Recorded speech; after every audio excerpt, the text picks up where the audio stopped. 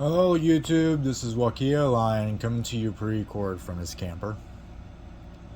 Of all the lords, Jupiter might be considered to have the greatest contradictory nature, and is therefore the most hypocritical. The law that it governs is a difficult one to understand when one takes into account how Jupiter and the zodiac signs it rules operates. Looking at the two zodiac signs that it rules, Sagittarius and Pisces, hopefully I can, and you as well, understand this a bit easier and how the contradictions of joy can make sense, at least to the person who seeks it. Sagittarius is a sign that represents, arguably, law and morality. It's a sign that believes in ideas and the purpose of those ideas, and will doggedly defend said ideas until some time as they have blossomed into full fruition. Pisces is a sign that is very similar in many ways, but instead of being offensive, taken to the streets to herald the word, like Sages will, they would rather envelop people into the mysteries and seduce them, making it a matter of subjugation through tranquility rather than through righteousness. They both sound very Saturnian, don't they? Very rule bound, very right versus wrong. Yet they are the quintessential hypocrites of the zodiac, this being given credence by the mode by which they operate, which is mutability. Why is this? I believe this goes back to the fundamental nature of Jupiter and what it represents: positivity. Here's a funny thing about positivity that I don't think people quite understand. Positivity is not inherently good. Perfect example of this would be someone who uses a drug. They are perfectly happy when they're elated by the drugs, or at bare minimum, relieved from the discomforts that they were previously feeling. As soon as they come down from it, though, the negativity sets in and the person becomes like a snuff hound, always searching for the joy that they lost. That's the thing about positivity. It doesn't last.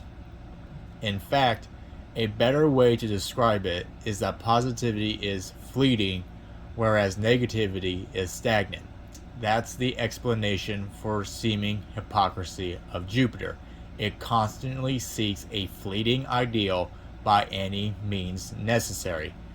Whether that is literally traveling to chase the joy, mind-numbing oneself to try and reassert the previous joy they felt into their life, or forcing it to come into existence via utopia. Whatever it may be, joy is the goal. The mythological example that I can think of using is that of Zeus, Greek god of the sky and the king of the gods. Anyone who knows anything about Greek myth knows that Zeus was a licentious vagabond who slept with anything he could get his hands on. The positivity of this comes from the elation feeling that sex gives to the individual. Zeus's inherently bigger-than-life persona and the effect I'm sure it had on his mortal mistresses, and the effect that said mingling has, which is creating children, an act of pure positivity. Yet rarely does anything good per se come from these unions. Much like a deadbeat dad, Zeus pumps and dumps the kid and his mom off, frolics his way onward to find his next meal, and does the same thing over again, leaving nothing but negativity behind as he takes his joy with him.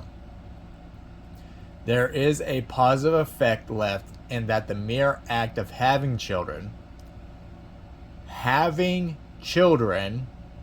is a purely positive thing. However, the actual raising of those children are where the true effects of joy come from, because in order to truly understand those effects, one has to endure the negativity to fully grasp the positivity, to bring stagnation to the flightiness that is joy. That's also the reason why those who constantly seek positivity are probably the most vacant people you will ever meet.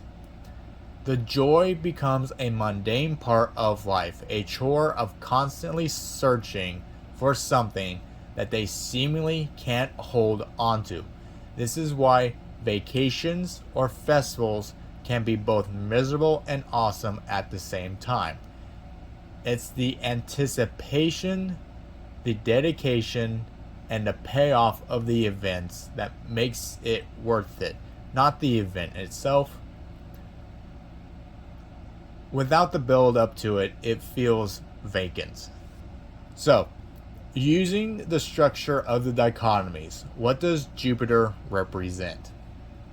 Greed and abstinence, I think, are the two states of being that I will use. Biggest reason being that this seems to be what morality is always struggling with at its bedrock. As with the previous example used, greed is where one seeks and consumes joy as much as possible. The greedy person is someone who is a seeker of joy, who is always on the hunt for it. It's the type of person who is never satisfied, who always wants more, and there isn't necessarily anything wrong with that. The desire to push forward and to progress is a very natural thing for any creature to want, let alone humans. As I like to say, greed is needing something you don't have, right? That's what makes it different from gluttony, where gluttony is wanting something you don't need. It's very similar to the sun and vanity in the sense that it has a drive towards something. The difference is that a vain person wants to express who they truly are and wish to be the best expression of themselves that they can be. Greed is a searching for the point of it all. Likewise, Mars's lust is similar in the hunger aspect. The difference being that lust is a primal state that needs to feed. It's not trying to find a higher purpose or filling a void beyond immediate survival. When greed crosses over the line of inversion, this is where I call the locus effect takes place. The unquenchable need to fulfill one's greed by ripping the joy out of everything around it and moving on. This can best be expressed by people who have no other obligation beyond their own gratification and will do anything within their power to avoid the negative effects they cause by their abstinence from responsibility. Perfect example are addicts. Abstinence, by contrast, is the exact opposite of greed in that it's seeking through the complete lack of something.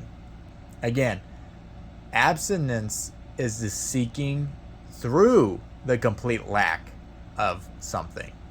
Think minimalist and you have a good idea of what a moderate abstinence looks like. Extreme, of course, would be like fasting for 14 days to the point of panic-inducing starvation. Nothing quite makes you appreciate food like starving to death. With that example given, one can see why someone would go to such lengths if they were trying to seek joy. It's similar to the moon's envy in the sense of wanting to be more than what it is through the understanding of the self. But envy is a state of understanding oneself primarily through the reflection of others. Abstinence, on the other hand, seeks to understand what is already inside of itself. It seeks inner joy, not a desire to gain it from elsewhere.